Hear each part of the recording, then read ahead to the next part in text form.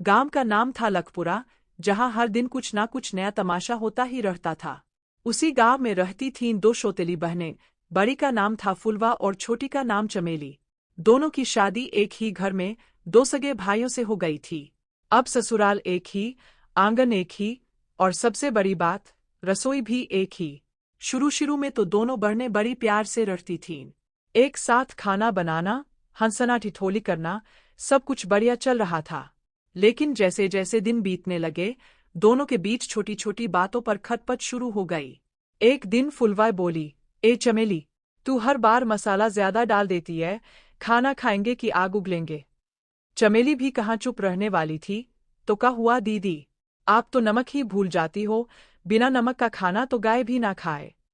बस फिर क्या था, रोज का यही हाल हो गया। कभी नमक पर लड़ाई, कभी तेल पर, तो कभी चूल्हे पर किसका पहले हक, इसी पर बवाल। एक दिन तो हद ही हो गई। दोनों ने ठान लिया, अब रसोई का बंटवारा होगा।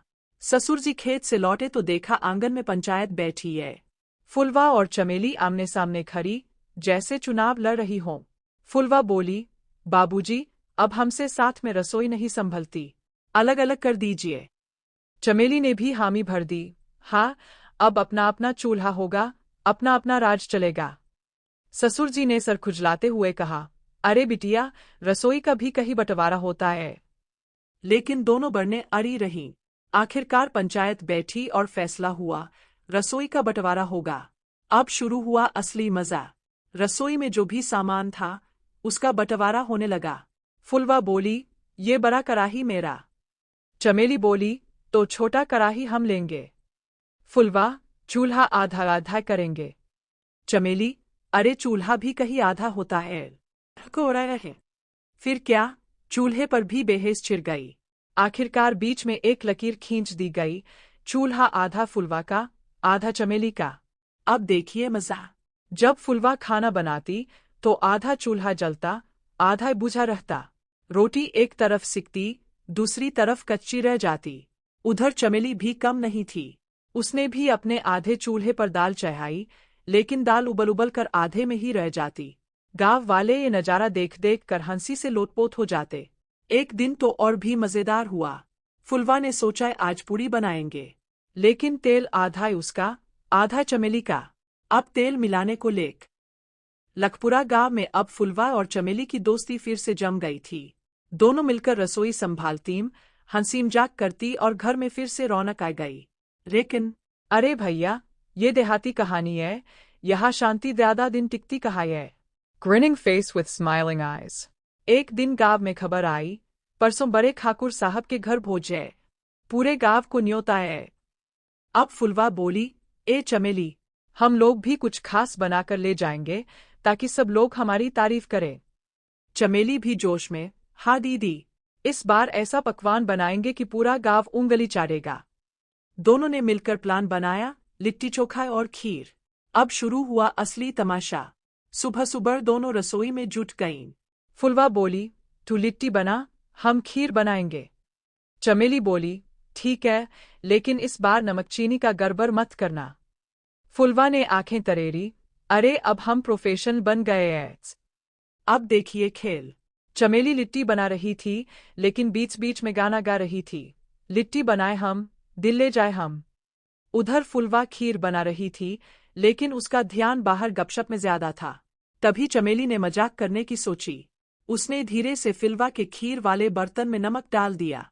और उधर फुलवा भी कम नहीं थी, उसने चमेली की लिट्टी में चीनी भर दी।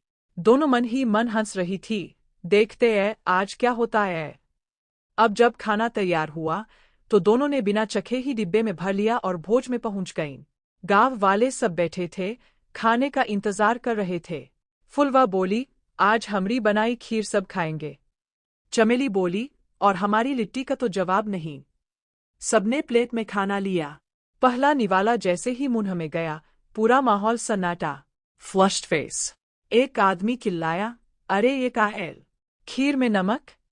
दूसरा बोला, और ये लिट्टी, अरे इसमें तो मिठाई भरी है। पूरा गांव हंसी से लोटपोट। फुलवा और चमेली एक दूसरे को देखने लगीं। फिर दोनों समझ गईं कि ये सब किसकी शरारत है। फुलवा बोली, ए चमेली, तूने किया न ये सब। चमेली हंसते हुए, पहले तू बता, लिट्टी में चीनी किसने डाली? दोनों ने एक दूसरे को देखा और फिर जोर जोर से हंसने लगीं। गांव वाले बोले, अरे इन दोनों का जोड़ी तो एकदम कॉमेडी फिल्म है। तभी सासू माँ भी आ गई। हे भगवान, अब भोज में भी तमाशा कर दिया। लेकिन इस बार गुस्सा नहीं, सबको मजा ही आ रहा था। फुलवाई बोली। लखपुरा गांव में फुलवा और चमेली अब फेमस हो चुकी थी, रसोई वाली कॉमेडी जोड़ी के नाम से। Grinning face with smiling eyes. जहां भी जाती, लोग कहते, अरे वही नमक वाली खीर और मीठी लिट्टी वाली बहनें आ गईं। एक दिन गांव में बड़ी शादी थी, मुखजी के बेटे की। पूरा गांव जुटा था और खाना बनाने के लिए रसोइयों की जरूरत थी। मुखजी ने सोचा, क्यों ना फुलवा चमेली को मौका दिया जाए। उन्होंने दोनों को बुलाया और बोले, देखो बिटिया, इस बार शादी का पूरा खाना तुम दोनों संभालोगी। फुलवा और चमेली पहले तो घबराईं, फिर जोश में बोली, ठीक है, इस बार ऐसा खाना बनाएंगे कि लोग जिंदगी भर याद रखेंगे। अब शुरू हुआ महा किचन मिशन। शादी का दिन आया। बड़ा सा पंडाल, ढेर सारे बर्तन और सैकड़ों मेहमान। फुलवा बोली, चमेली, तू सब्जी संभाल, हम पूड़ी और मिठाई देखेंगे। चमेली बोली, ठीक है, लेकिन इस बार कोई गड़बड़ नहीं होनी चाहिए। फुलवा ने सीना ठोक कर कहा, अरे अब हम एक्सपर्ट हो गए हैं। लेकिन कहानी में ट्विस्ट तो बनता है। इतने बड़े किचन में दोनों का दिमाग घूमने लगा। एक तरफ कढ़ाई में सब्जी, दूसरी तरफ दूध उबल रहा, तीसरी तरफ पूड़ी तलनी है। तभी एक छोटा बच्चा आकर बोला, चाची, हमें भी काम करना है। फुलवा बोली, अरे जाजा, खेल, ये बड़ा काम है। लेकिन बच्चा चुपके से चीनी की जगह नमक और नमक की जगह चीनी बदल गया। Grinning face with smiling eyes. अब जो हुआ वो तो इतिहास बन गया। चमेली ने सब्जी में डाला चीनी समय पर निकला नमक, और फुलवा ने मिठाई में डाला चीनी समय पर निकला नमक। थोड़ी देर बाद खाना परोसा गया। पहला कौर जैसे ही लोगों ने खाया, एक बुजुर्ग चिल्लाए, अरे ये का, मिठाई में नमक? दूसरा बोला, और ये सब्जी, अरे ये तो मीठा हलवा लग रहा है। पूरा पंडाल ठहाकों से गूंज उठा। मुखजी का चेहरा देखने लायक था, आधा गुस्सा, आधा हंसी। फुलवा और चमेली पहले तो घबराईं, फिर दोनों एक दूसरे को देखने लगीं। फुलवा बोली, ए चमेली, फिर से गड़बड़ हो गई। चमेली बोली, इस बार हमने नहीं किया, जरूर कोई भूत है। तभी वही छोटा बच्चा हंसते हुए बोला, भूत नहीं, हम ऐच। सब लोग जोर जोर से हंसने लगे।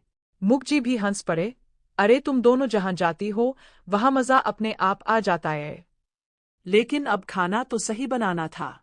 फुलवा बोली, चल चमेली, अब मजाक बंद, जल्दी से सब ठीक करते हैं। दोनों ने पूरी लखपुरा गांव में अब फुलवा और चमेली की जोड़ी एकदम सुपरहिट हो चुकी थी।